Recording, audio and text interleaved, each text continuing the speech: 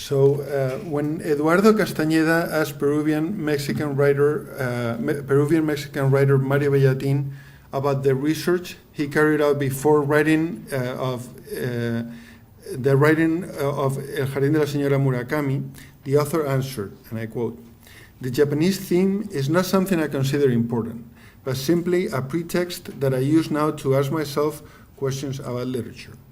In the same interview, Bellatin explains that he carries out no research before writing his literary texts. In the case of those dealing with Japanese topics, he adds, he uses his previous readings, but always inventing terms, mixing truth and lies. Indeed, the characters of 3 of his short novels, El Jardín de la Señora Murakami, Shiki Nagaoka, Una nariz de ficcion, and Biografia ilustrada de Mishima, and a short story, or as he calls it, a short novel, Bola negra, are, or I should say, seem to be, Japanese. This presentation will explore the potential relationship between writing, physical deformity, and the creation of an ostensible Japanese origin of his characters. Bellatin has denied that the action of El Jardín de la Señora Murakami takes place in Japan, even though, paradoxically, he insists on allowing readers to find their own conclusions. And this is really weird because he's always insisting, both in interviews and in his writing, that we need to forget who the author of the work is. Of course, as Bach said, no, the death of the author, the reader has to create his or her own meanings.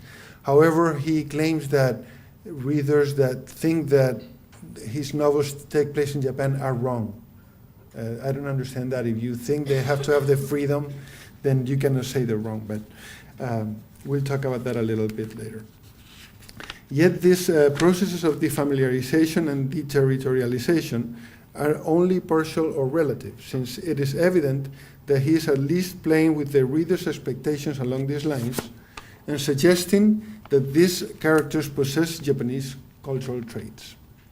In another interview, he explains, and I quote, "It is something that one can also find in Ishiguro's books, which he builds from the characters' suppositions only to end up not satisfying them. On the contrary, this supposition keeps the reader in check, and this is curiously what makes him or her continue to read." And incidentally, like Ishiguro, Bellatin also ends his works very abruptly, and you never have a sense, if you've read his novels, you rarely have a sense of resolution, that the conflict in the text was solved at the end. In any case, one may wonder, are Bellatin's references to Japanese literature and culture simply Japonisseries, an exercise in exoticism or Orientalism to represent a culture that perhaps he conceives as the reverse of his own? Or can the reader go beyond these assumptions, or the author's confession that his Japanese characters are only an excuse for his reflection about literature? I am aware that this could be considered a flawed endeavor from his inception. After all, Bellatin has repeatedly claimed that his opus does not have a specific message. Moreover, following his own premises, as well as those of many literary critics, readers should try to disconnect the text from its author, as I mentioned earlier. Yet, we may deduce that the use of Japanese-sounding reference can hint at the author's association of this culture or nationality with specific traits, hence sending a perhaps involuntary message. For Bellatin, his writing is a sort of platform upon which the accomplished reader, to use Cortázar's term, can create meanings as well as her own universe, which may be different from his own. Characterized by a minimalist style, which he claims was influenced by his readings of Japanese literature, his works are marked by narrative silences that the reader has to fill out in her own way. Along these lines, some critics, as well as Bellatin himself, have pointed out how he strips his fiction from recognizable cultural references, including geographical and temporal contexts. And I quote, "I think that the main one is to respect what I planned since I wrote my first book, generating a no-time and a non-real or non-recognizable space in a way that even when a place is mentioned, it may work as a mask." Critics have also pointed out how Bellatin's closed and self-contained fictional worlds play by their own rules, toying with the reader's expectations or suppositions and negating literary or cultural traditions. The postmodern fragmentation and irony, the coldness of the narrative voice, seemingly devoid of any feeling of empathy for the characters, and the almost complete lack of dialogue typical of his writing, also respond to this iconoclastic project. Even Bellatin's belonging to two different national literary canons, the Mexican and the Peruvian, adds, as he has posited, to the impression that his texts come out from nothingness, as if by spontaneous generation. And you're Peruvian, right? If you go to Peruvian bookstores, Bellatin is always under Peruvian literature. In Mexico, he's always under Mexican literature. It's very funny. Yet the way, and when he's asked, are you Peruvian or Mexican, in each interview he answers one thing. I've seen one where he said, neither, I don't identify with any country, one where he says he's Mexican, and one where he says he's Peruvian, so it's not very clear. Yet the way these traditions are negated can be equally telling of Bellatin's understanding of Japaneseness and Asianness in general. In this context, Diana Palaverist suggests that, and I quote, the fact that some characters are Japanese and the ones and other ones Chinese or Arab is again a textual trap that has an estrangement effect on the reader, who can end up thinking that he or she does not understand the character because of his foreignness. However, these exotic characters do not possess additional characteristics that may distinguish them from others in the text, end quote. While I agree with this approach, I believe that Bellatin's deliberate use of Japanese characters to distance himself as an author from his texts may also imply that he sees Japanese culture as the most extraneous to his own. Another possibility perhaps is that he may think that if the reader sees the character is Japanese, everything is possible. And I don't know if you've read a novel by Japanese Peruvian author Fernando Iwasaki, who lives in Sevilla. Is titled España aparte de mí estos premios. It's incredibly funny. I recommend you guys to read it. And it's precisely a novel about Japanese people who participated in this on both sides of the Spanish Civil War, or who live now in Spain. And the premise is that anything they do, no matter how extraordinary it is, Spaniards will believe it just because Japanese are weird people. In a way, perhaps these characters embody the author's other. The three short novels and the short story considered in this presentation, Shiki Nagaoka,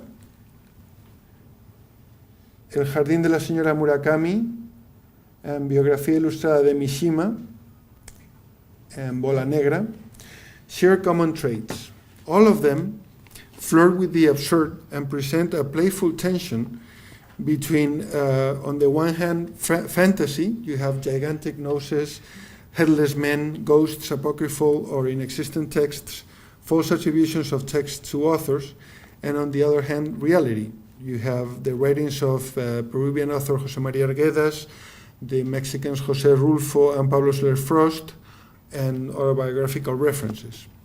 The first two books deal with grotesque physical deformities or missing bodily parts, which reflect, to use Vargas Llosa's concept, the author's personal demon. As you see in some other slides I'm going to show before, he's missing one arm, and he was born that way because when his mother was pregnant, she was taking a medicine, talomida in Spanish, and or thalamide in English, and many of these kids were born with physical defects, and he's obsessed by it. So he writes a lot about this. In fact, perhaps to prove that he has nothing to hide in his public appearances, he sometimes uses extravagant prosthetic limbs. He has a collection of 12 or more. Let me show you. That's one of them. There's another one. He has a lot of them. So he talks a little bit in his books about how he's trying to replace emptiness with art, which is what he does with his arm and with his books. His characters may struggle to have a complete body once again, as is the case in Biografia Ilustrada de Mishima, or have a very hard time coping with a monstrous nose, as happened to the outcast protagonist in Shiki Nagaoka. In both cases, these solitary protagonists are plagued by bizarre physical and psychological nightmares, as well as by a desire for a whole or different body, a situation that produces constant frustration, guilt, and existential angst. So the first section is rewriting and physical deformity in Shiki Nagaoka, una nariz de ficción. The reason why he wrote this novel is that at a Mexican conference he was asked to give a talk on his favorite writer, so he decided to invent a writer. He gave him this name, Shiki Nagaoka, and actually there's a Japanese author with Nagaoka Shiki or something very similar, but he claims that he took the name from a Japanese restaurant in Mexico City. I don't know if it's true or not. But he gave this talk several times, and each time he invented new traits. The main thing is that he had a gigantic nose, and he had written a book in an unknown language. So in the end, he ended up writing a novel about it. Shiki Nagaoka deals with an invented Japanese writer and photographer with an immense nose. And he also includes photographs in this novel and many others. He's very obsessed with both Rulfo and Arguedas and how, in his opinion, they try to substitute narrative with words with narrative with photographs. Both of them were great photographers. So he's trying to do the same thing.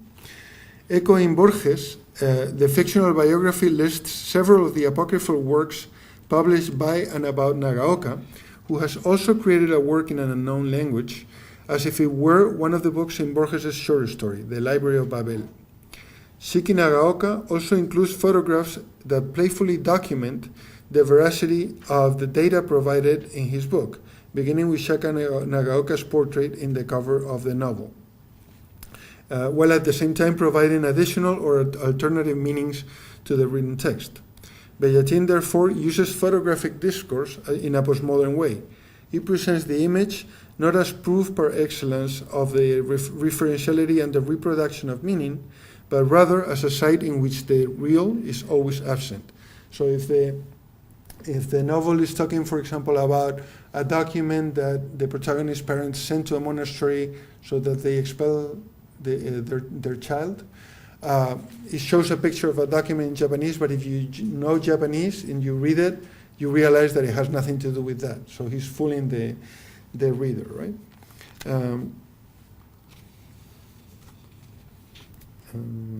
Where was I? Okay. The first paragraph of this short novel explains its title. Nagaoka Shiki is considered a character of fiction because of his huge nose. As previously stated, this type of physical deformation has become a trademark of Bellatin's writing. In this story, the protagonist's obsession over the size of his ungainly 4 inches long nose consumes his entire existence. He's often rejected by his peers because he looks different from the rest.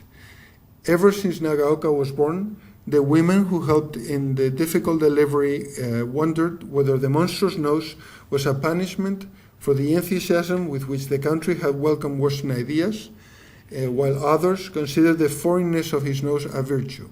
And this appears in all 3 texts that I'll be talking about. There's always a reflection of the same conflict you find in Japanese literature today between traditionalism and Western values. Once Nagaoka becomes a prolific writer, he obsessively writes about noses. His physical handicap, as in the case of his author, becomes his main source of inspiration. In this sense, the subtitle of the novel, Una nariz de ficción, or A Nose for Fiction, can be interpreted in 2 different ways, in my opinion. It could be an unreal, impossible nose, or a nose that inspires fiction, a disproportionate nose that is inseparable from the act of writing.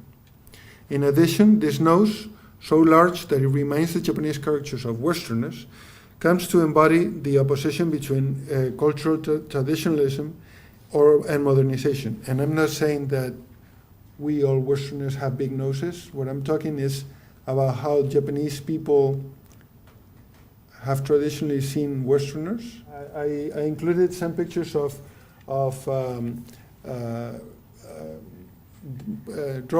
Japanese drawings of Westerners, always with a huge nose, especially military people that invaded Japanese ports. Once Nagaoka becomes a no, I read this. Okay.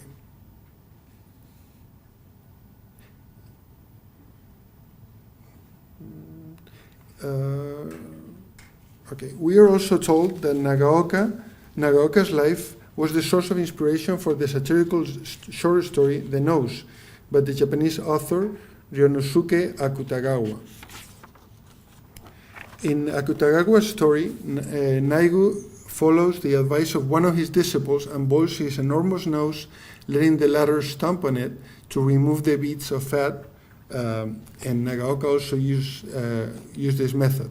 At the same time, we learn that Akutagawa's story is based on an anonymous 12th century Japanese tale from the Konjaku Monogatari-shu, which means anthology of tales from the past, which is also included at the end of the book, after Nagaoka's biography. These intertextualities, therefore, give the impression that Bellatin's Shiki Nagaoka is a copy or a translation of a previous rewriting. After all, Nagaoka, in his Tratado de la Lengua Vigilada, affirms that, and I quote, "Only by reading translated texts can the real essence of the literature become evident, which is in no way, as some scholars affirm, in language. Only by making the account circulate from a Western calligraphy to traditional ideograms is it possible to know the true artistic possibilities of any work." Bellatin, however, seems to follow the opposite process, translating the accounts written in Japanese ideograms into Western calligraphy. Moreover, if Nagaoka's arguments are valid, the Spanish language version should be superior to the original and its ulterior rewriting. We should be able to find in Shiki Nagaoka the true artistic essence of literature, which had been denied to us in the previous two accounts. Again, the fact that Bellatin's text is clearly in dialogue with two earlier Japanese texts leads the reader to assume, wrongly in his opinion, that the special framework of the short novel is indeed Japan, even though it is never stated in the text. Perhaps more importantly, the incorporation of Spanish translations of these two classic Japanese texts leads the reader who is unfamiliar with the Japanese literary canon to assume that they have been invented by Bellatin, like the rest of the plot. This literary device is part of his avowed goal to make truth pass as lies, a sort of invention of Vargas Llosa's famous association between literature and the truth of lies in his book La Verdad de las Mentiras. At the same time, Shiki Nagaoka becomes the last link of a chain of Japanese narrations about extraordinary noses. To put it in Bellatin's words, and I quote, "My intention was not only to try and create a book, but to invent an entire literary tradition.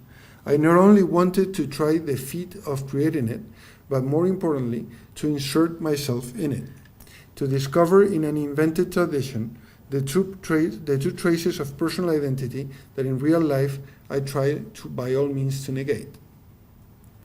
In one of his writings, titled Posthumous Diary, Nagaoka recalls how at first his parents seemed to be proud of his nose. They would even compare the paintings of Westerners with disproportionate noses who had brought new freedoms to the country. However, as soon as he left the family's home, he was considered a bad omen of the terrible times to come, which contributed to his feeling of guilt. Somehow related to this episode is his falling in love with a deformed and overweight young servant with a big mole on his cheek. By asking to be photographed together, Nagaoka was hoping to blend together in a single image his defective nose and the servant's repulsive body. The servant, however, reviles him. In his last years, The protagonist will not mention noses or physical defects again, but he wrote a work in an invented language which supposedly dealt with the relation between physical defects and writing. So it's very self-referential because that's what the novel is about. The lack of emotional bonds is also characteristic of all parents-children relationship in Bellatin's narrative. In this context, Nagaoka, like Gregor Samsa in Kafka's The Metamorphosis, is rejected by his aristocratic family, who secretly donated a large amount of money to a Buddhist monastery so that they would accept him as one of their monks. This space functions as a sort of heterotopia for the physically unacceptable body. This interest in separation and exclusion of bodies that are considered different is also present in other works, such as Salón de Belleza, Flores, and Lecciones para una liebre muerta. As we are told, being rejected by his family, his fellow monks, and others in society for his physical appearance and his fondness of writing increased his feeling of guilt. Incidentally, as a child, Bellatin had similar feelings of guilt for his obsession with writing, an activity that was not encouraged by his parents. Shiki Nagaoka is, like other writings of Bellatin, self-referential. The topics of writing, translation, and the role of the writer are recurring throughout the text. For instance, we learn that without ever being influenced by foreign authors, again the tension between Japanese traditional culture and new and Western ideas, Nagaoka would write his text in English or French only to later translate them into his mother tongue. And I quote, "That way he managed to make everything coming from his pen look like a translation. Years later, he was able to write down the ideas that supported this exercise." Ultimately, his novel is self-referential of Bellatin's opus, since writing, rewriting, and translating are conceived of as inseparable from physical handicaps. Bellatin has highlighted the main message of the novel in an interview, and I quote, "It may be that the central idea of the book is that of the impossibility of establishing through the author any type of belonging for a literary text. My idea is that the text can subsist without needing to be sustained by a series of factors that surround it, be it author, space-time, tradition, goals, preferred worlds, etc." So the next section of the presentation is Decapitation, Orientalism, and the Death of the Author in Biografia Ilustrada de Mishima. Biografia Ilustrada de Mishima is a fictional story of what happened to a Japanese author and military man named Yukio Mishima after he committed suicide through harakiri and his head was severed in ritualized seppuku by his friend. Several occurrences in the story coincide with episodes in Bellatin's life again, including his depressions, his guilt for writing, the titles of his novels, as well as his interest in Belgian Shepherd Malinois dogs. And of course the birth defects that made him lose his arm. For fear of being rejected, Mishima's ghost begins to frequent dark places and saunas where his lack of head cannot be noticed. The emptiness of his absence of head, is a heavy load for him. Following in the footsteps of Shiki Nagaoka, who tried to shrink his nose, Mishima unsuccessfully attempts to replace the vacuum of his head with, quote, a professional head, so that people accept him. Later, he uses a rudimentary head that an artisan has made for him until he finds someone who makes a mask with fantasy stones.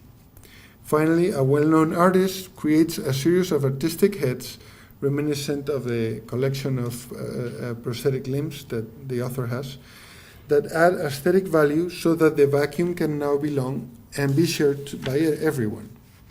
That is, the individual emptiness represented by Mishima's lack of head, a metaphor, in my view, for the death of the author, has been replaced by an art piece, a metaphor for literature and for the short novel we are reading, that now belongs to everyone, to all readers. And I quote, "Head and creation of words. Mishima had noticed, especially lately, that there could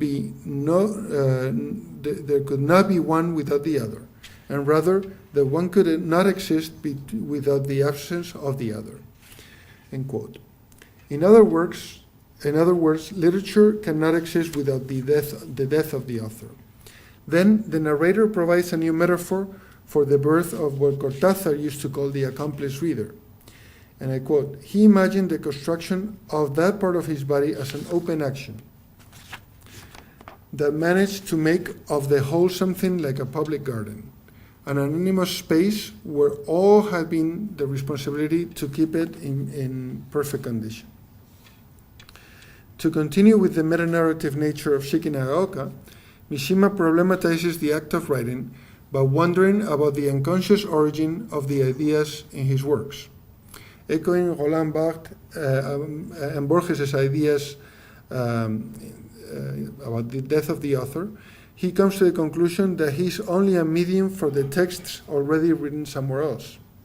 At the end of the story, the Japanese professor that is giving a talk about Mishima claims that Mishima has never really existed, thus implying that Mario Bellatin, like all writers, doesn't really exist either. That once the literary text is published, it no longer belongs to him, and therefore he stops being the ultimate source of meaning. And he did something related to this. He organized a conference about Latin American literature in Paris, and he hired actors who had to memorize the talk that the authors were going to give. So when people, and he didn't warn anybody about this, so when people attended the conference, they were very disappointed, of course, to not see Carlos Fuentes, Garcia Marquez. This was going to be an amazing conference, but no, they were all actors with memorized speeches, just to emphasize this idea, right? Why do we have to connect always the text to the author? He became a simple construct, a medium who borrows, copies, or rewrites ideas and words from the unconscious world of the infinite dictionary of language and culture. Therefore, even though one may argue that Bellatin creates floating allegories with unstable meanings that do not necessarily lead to a signified or referent in real life or outside the fictional universe of the text, Biografia ilustrada de Mishima, like several of his works, can be read as an allegory of reading and writing. And it is sometimes very difficult to read Bellatin's works, but if you keep in mind that they probably are talking about reading and writing, it is easier to understand them.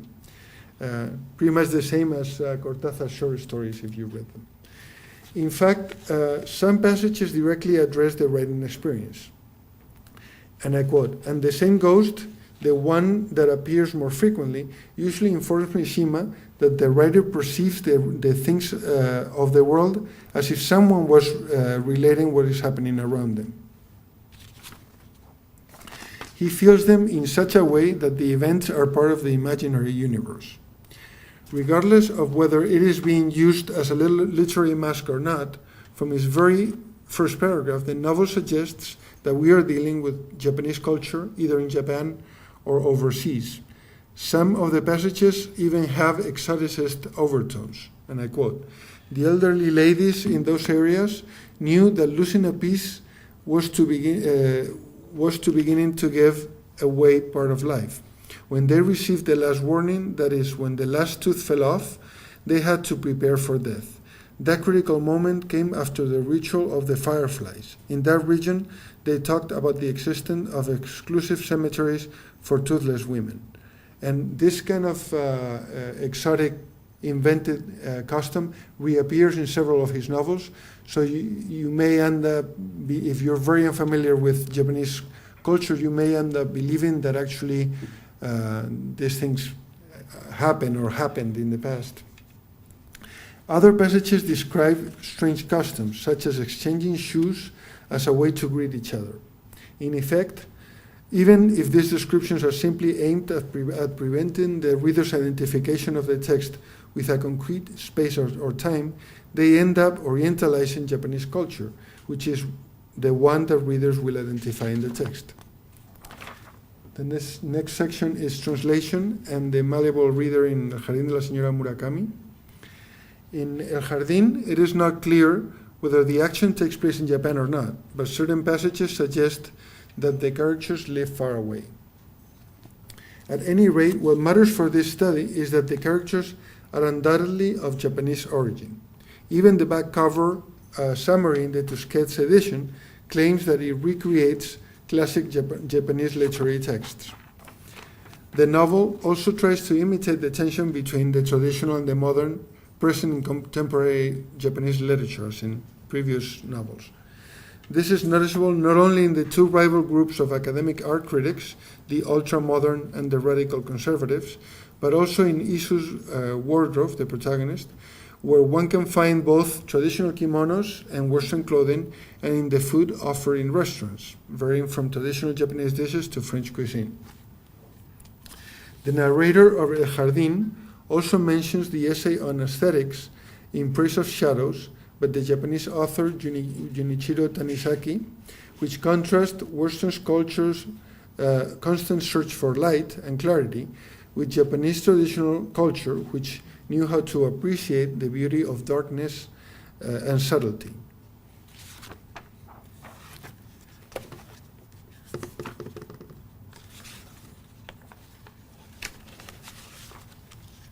More importantly, Madame Murakami has become a resentful widow who, according to Bellatin, metaphorically represents the malleable reader that he's trying to avoid, and I quote, "There I establish a parallel with literature, with those literatures of the ought to be, which accept preceding elements and situations because they are already traced lines, a rhetoric that one must accept, and one ends up very badly, just like Isu." End quote. The submissive Isu, who now dresses in a more conservative manner, has abided by all the impositions coming from her professor, her mother, and her husband, and there precisely resides her tragic flaw. She ends up being humiliated by her husband, who seldom returns home at night and who seemingly cheats on her with their maid and other women. In the end, even though in this fictional translation of an existing literary text, Japaneseness is not associated with physical deformity of missing bodily parts, it is still presented in the context of submission, humiliation, and cold revenge. The Japan imagined in this novel can be summarized by its central image, Madame Murakami's traditional Japanese garden with bamboo plants and a pond with golden koi, which went against the modernizing and westernizing philosophy of her husband, ends up being destroyed and turned into a park. Does it represent the triumph of modernity over traditionalist values? Around this organizing center, we can draw a cognitive mapping of the implicit author's idea of Japanese culture by following his references.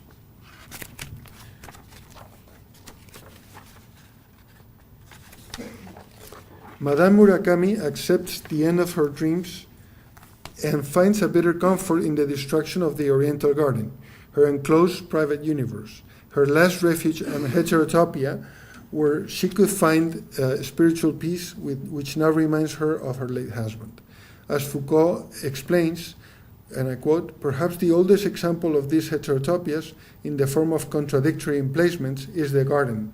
One should bear in mind that in the East, the garden, an amazing creation now thousands years old, was deeply symbolic, which means that were superimposed as it were." As he does in other works, in El Jardin, Bellatin tries to weaken the presence of the author as much as possible. This time, he denies his own authorship by suggesting, through the use of explanatory footnotes, some of them misleading, such as the second one, which claims that kimonos were made by women, that he has adopted the role of the translator. And in this novel, the protagonist is a writer, and his main obsession is to make all his writings read like as if they were translations, just like Bellatin does, right? And this might bring echoes of Borges to you, right? He used to quote encyclopedias that don't exist and cite authors that don't exist so that critics go crazy looking for them.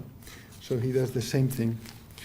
Ultimately, this rhetorical device gives the impression that the original version of the narration is missing. At the same time, it adds verisimilitude to the account. In both works, El Jardin and Shiki Nagaoka, Bellatin tries to puzzle the reader, who has to discern which facts are true and which ones are invented, through the use of footnotes, becoming the translator of inexistent texts and other devices. Finally, in El Jardin, there are also passages that evoke exoticist mysterious, or an exoticist mysterious orient. We find a model for a bungalow that includes a room for suicides, caterpillar hunts on leap years, using Greek gauze to cover their faces, and illegal games with black and white stones practiced in the basement of warehouses in which the participants get terribly injured or die. Yet, this time, Bellatin seems to mock his own Orientalism in the addendum to the novel. And he says, at some moment in the account, it would have been convenient to mention again the caterpillar hunt, perhaps explaining in detail the absurdity of such activity. The fourth text is a very short novel or a long short story called Bola negra, and it also has a Japanese protagonist. It's an anthropologist who finds, and it's interesting also because I think it exoticizes and orientalizes Japan as well. He finds an animal a bug that eats itself, and then he compares it to a Japanese prophet who resuscitated and also ended up eating himself. He includes all this, the same bizarre and exotic Japanese customs that we've seen in the previous novels, like the caterpillar hunt on leap years, and the same thing that I mentioned before, where the protagonist's parents were not allowed to get married until the cook of the family lost her tooth, and once she lost her tooth, she needed to join a caravan of toothless beings, and all these things he presents it in a way that it doesn't tell you any word that is invented, but obviously he's trying very hard for you to see that it's not real, right? That it's not credible. I'm going to go to the conclusion now. Overall, Bellatin resorts to Japanese characters to distance himself from his own writings, as if it were the culture that is the most alien to his own. His lucubration about reading and writing are sometimes accompanied of exoticizing and orientalist overtones, which he mocks on occasion. Oh, another thing he does, he mixes all these weird, strange and bizarre customs with weird, strange and bizarre customs that the Japanese do have. For example, in both of the last works, he mentions people eating fish alive. And if you go on YouTube and you put eating fish alive, you see how some people actually do that. And I'm not going to show the video because it's quite gross, but you can see it if you're interested. So he's constantly trying to play with your mind, right? What is truth and what is fiction? As mentioned, even if Japan is used as a literary mask to avoid providing specific temporal and spatial frameworks, the image of this culture that stays in the reader's mind ends up being associated with submission, physical deformity, suicide, decapitation, missing body parts, and cruelty to people and animals. A telling scene, for example, is the one I just mentioned, right? The notorious video in YouTube of people eating a live fish on a plate. In this sense, Rebecca Surumi has pointed out that, and I quote, Rebecca Surumi was at the conference here 2 years ago as well. Bellatin's characterization of the Japanese male protagonists in Shiki Nagaoka and El Jardin is decidedly negative, since they appear to have no moral compass to guide their behavior. However, Bellatin seems to be aware of and comfortable with this. In an interview with Surumi, he admits that he has never visited Japan, and then adds, "I would like to keep this distorted idea of what Japan is, the essence. My interest is in what is left from the ruins. I am not interested in the origins. I am very happy with what reaches me after the translation. The mystery, the text, the characters, how they can be transmitted throughout the centuries. I am not interested in the truth about Japan, but in the rhetoric about Japan. And I think you mentioned to me earlier that someone here is studying Severo Sarduy. If you've read works by or interviews with Severo Sarduy, he said almost identically the same thing about India. In his novel about a character in India, he explains that he has no interest whatsoever in what the real India is like, but in how Westerners have interpreted India and how the images of India have come to him through all these intermediaries, right? Another possible motivation for Bellatin's interest in Japanese culture could be a reaction against his parents' anti-Japanese racism when he was a child. In an interview, he mentions how his father was ashamed that the latter's parents had hidden a Japanese family for some time during World War II before they were eventually sent to an internment camp in the United States. He had also forbidden eating Japanese food in the house because he had bad memories of being forced to eat it at his Japanese godfather's house when he was a child. Bellatin believes that his parents' anti-Japanese sentiment, even though they would end up supporting Fujimori, responded to North American wartime propaganda in Peru, which presented Japanese nationals as a danger for world peace. I guess you know this episode of Peruvian and American culture where the FBI was sent to Peru actually they convinced the Peruvian government to kidnap Japanese nationals and send them to concentration camp. They were called internment camps in New Mexico and Texas, and actually 1,800 were sent there along with their families. In this same interview, the author also clarifies that he has lost contact with his family in Peru. Considering that, according to Bellatin, his interest in Japanese literature and film while he was in college in Lima had nothing to do with the Japanese presence in Peru, it would not be too far-fetched to consider it a perhaps unconscious revenge against his parents, who had tacitly forbidden him to have Japanese friends or girlfriends. Thank you.